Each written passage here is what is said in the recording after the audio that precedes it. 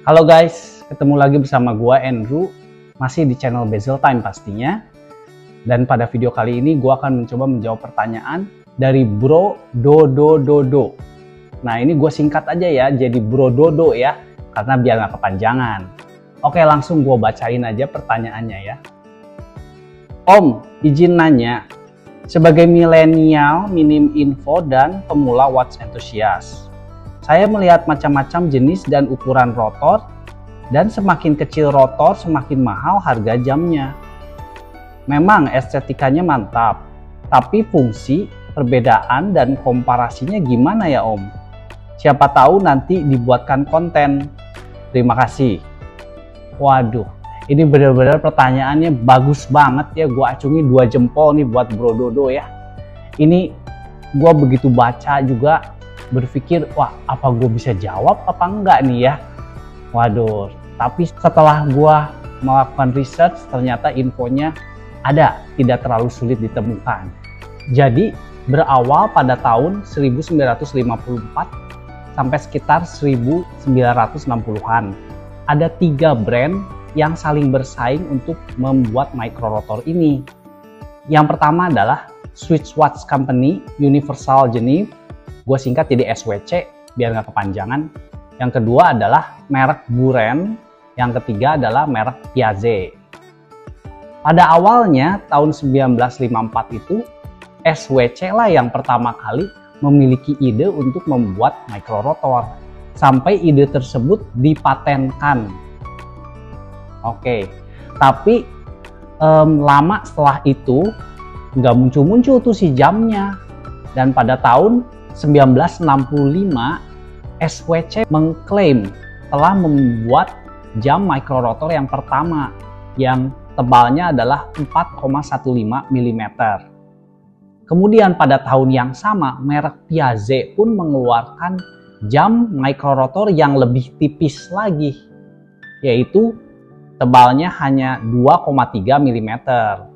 Nah belakangan setelah Buren dan Piaget mengeluarkan ini, baru yang ketiga baru malah SWC yang ketinggalan dengan membuatnya tebalnya pun sedikit lebih tebal, 4,2 mm, tapi dia punya power reserve yang lebih panjang sampai 60 jam. Nah jadi beginilah awal ceritanya microrotor. Mereka itu membuat microrotor bukan untuk membuat dekorasi yang indah-indah, tapi mereka untuk berusaha menipiskan jam tangan. Jadi gue setuju sih dengan Bro Dodo tadi yang bilang kalau estetikanya mantap microrotor. Memang betul, tapi awalnya itu bukan buat estetika, tetapi untuk menipiskan jam tangan.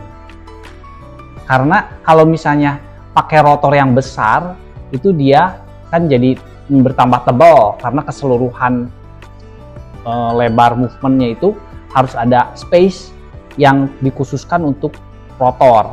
Kalau microrotor kan microrotornya ditanam di dalam movement jam tangan, sehingga seperti ada baterai yang disisipkan ke dalam jam tangan, jadi tidak menambah tebal begitu.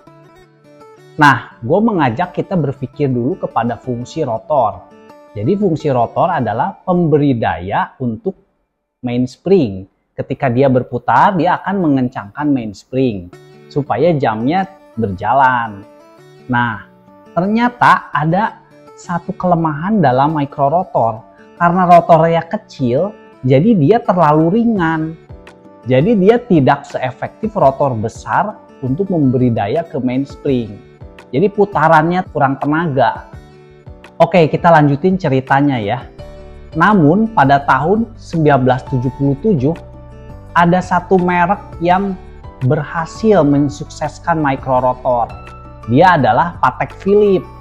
Dia menggunakan rotornya itu dengan bahan emas 22 karat.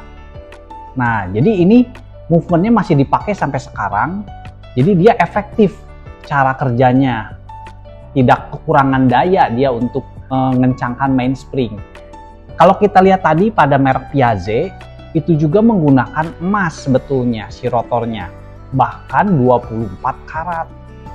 Tapi tidak berhasil. Hanya merek Patek Philippe lah pada saat itu yang berhasil efektivitas si rotornya. Oke, nah berdasarkan cerita tadi, jadi kita tahu kalau si micro rotor ini nggak bisa sembarangan watchmaker yang biasa-biasa bikin. Harus yang bener-bener handal, bener-bener jago dia bikinnya, sehingga bisa bagus gitu hasilnya. Nah, jadi tadi kan rotornya harus berat ya. Selain emas 22 karat, itu zaman sekarang rotor juga banyak yang dibuat dengan bahan platinum. Nah, jadi ini salah satu kunci supaya rotornya berfungsi dengan baik, yaitu harus berat. Nah, tapi gua tidak hanya membaca, itu informasi yang gua baca ya. Gua juga bertanya sama teknisi di luar sana, bagaimana micro rotor ini kinerjanya, apakah lebih baik atau lebih buruk begitu. Kemudian juga dia jelaskan kinerjanya tidak akan lebih buruk selama si movement tersebut sudah direkayasa untuk mengecilkan mainspringnya. Jadi selain rotornya harus berat, dia harus bebannya diringankan, itu si mainspringnya diringankan. Jadi kecil, jadi berimbang dengan rotor. Rotor kecil, mainspring juga harus kecil. Nah, begitu. Oke, jadi melalui penjelasan ini semoga kita semua bisa paham ya tentang kinerja micro rotor. Dan Bro Dodo ini semoga bisa puas dengan jawaban di video ini. Makanya nggak heran ya guys, kalau micro rotor tuh memang dulunya mahal-mahal gitu. Susah dibuatnya karena cuman sedikit watchmaker yang bisa membuatnya. Tapi zaman sekarang ya udah ada micro rotor yang dibuat di Cina. Gitu. Memang negara Cina itu pinternya, jagonya niru gitu. Karena dia tidak berinovasi, tapi dia niru bikin ini dengan harga yang lebih murah. Nah, tapi ada beberapa informasi yang gua dapat dari YouTube. Itu daya tahannya beda kalau yang buatan Cina. Gitu. Jadi ada yang bilang ya selama jamnya digaransi yaitu aman. Tetapi setelah garansinya habis, nah mulai dari sanalah nanti akan menyebabkan biaya perawatan yang menjadi mahal. Tapi kalau gua secara pribadi sih nggak apa-apa kita beli movement yang Cina. Kenapa? Karena harganya jauh sekali lebih murah. Kalaupun kita harus servis, ya wajar lah. Namanya juga kita modal awalnya berapa gitu.